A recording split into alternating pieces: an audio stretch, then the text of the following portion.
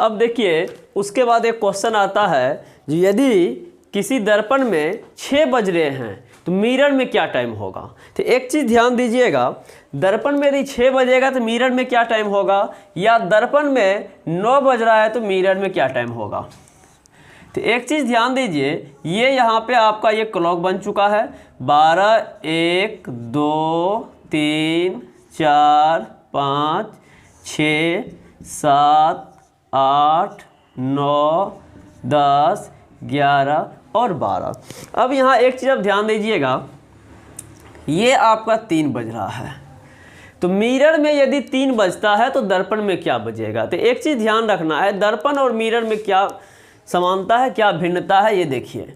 यहाँ पे दर्पण में लेफ्ट का राइट हो जाता है और राइट का लेफ्ट हो जाता है, जबकि अप और डाउन नो चेंज होता है। मिरर में लेफ्ट राइट चेंज होता है और अप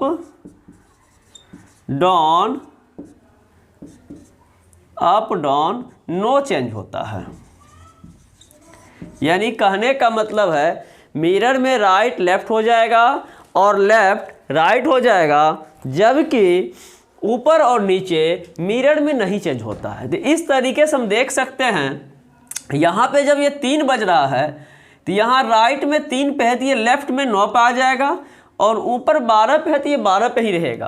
तो इस तरीके से अप डाउन नहीं चेंज हो गया। और यदि किसी घड़ी में क्वेश्चन है, किसी घड़ी में 3 बज रहे हैं तो दर्पण में क्या समय दिखाएगा,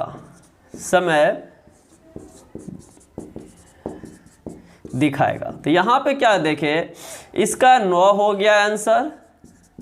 अब यहाँ पे क्या हमको बार बार ये घड़ी बनाना पड़ेगा? नहीं, कभी नहीं बनाना है। इसमें एक चीज़ ध्यान रखना, इसका फॉर्मूला है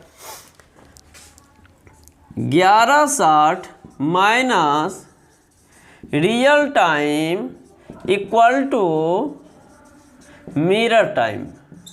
ये आपका टाइप 2 चल रहा है, मिरर टाइम, और 1160 minus mirror time equal to real time, ये आपका है।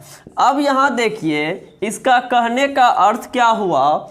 इसका कहने का अर्थ हुआ कि आप 1160 में से सही समय यानी घड़ी का जो समय है, यदि उसको आप माइनस करिएगा तो मिरर का समय दिखाई देगा, जैसे कि यहाँ पे दिखाई दे रहा है। इसका 1160 माइनस 3 करिएगा तो ये आपका 860 हो जाएगा, और 860 का मतलब हो गया 9 बज गए। तो यहाँ पे जब ये आपका घड़ी का समय दिया दे रहेगा रियल टाइमिंग, तो 1160 में से रियल टाइम घटाइएगा तो मिरर टाइम बचेगा, और 1160 में से मिरर टाइम देगा तो रियल टाइम बचेगा। कभी कभी ऐसा भी क्वेश्चन आता है जो किसी मिरर में 6 बजे प्रतीत हो रहा है, तो बताएं कि रियल समय क्या होगा। तो 12 में से 6 गया, 6 बजेगा, और 1160 को हम 12 भी कहें तो कोई आपत्ति नहीं है, क्योंकि 1160 का मतलब ही होता है 12 बज जाना। तो इस तरीके से ये क्वेश्चन रहेगा। अब यहाँ क्वेश्चन, दूसरा क्वेश्चन हम दे रहे हैं। दूसरा क्वेश्चन है, यदि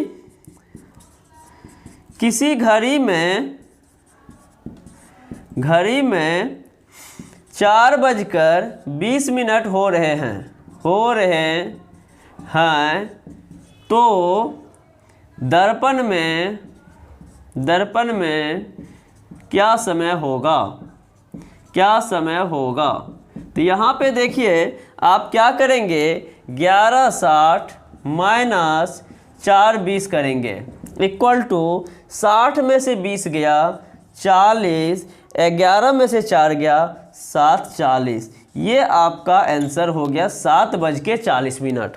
तो इस तरीके से आप यहाँ पे आसानी से निकाल सकते हैं। अब यहाँ पे यदि क्वेश्चन में सेकंड का मेंशन कर देता है तो उसको भी इसी तरीके से बनाएंगे। क्वेश्चन हम दे देते हैं, यदि 2:22 किसी घड़ी में हो रहा तो किसी 2:22 किसी घड़ी में हो रहा है तो दर्पण में क्या समय होगा। अब यहाँ देखिए आप क्या करेंगे, 11:60 ले रहे थे और इसमें से माइनस कर रहे थे। अब यहाँ पर आप लीजिए 11, 59 और 60 और तब माइनस कीजिए 2, 22। अब यहाँ 60 में से 22 जाएगा, ये 38 होगा। यहाँ 59 में से 22 जाएगा, 37 होगा। और यहाँ 11 में से 2 जाएगा, 9 होगा। अब इसका जो टाइम हो गया 9:37:38। तो इस तरीके से आप यहाँ पे बना सकते हैं। अब इसमें कभी कभी जल प्रतिबिंब की बात की जाती है, वो भी हम इसमें आपको बता रहे हैं। जो जल प्रतिबिंब यदि पूछ देगा तब क्या करेंगे, उसके लिए आप आगे देखिए।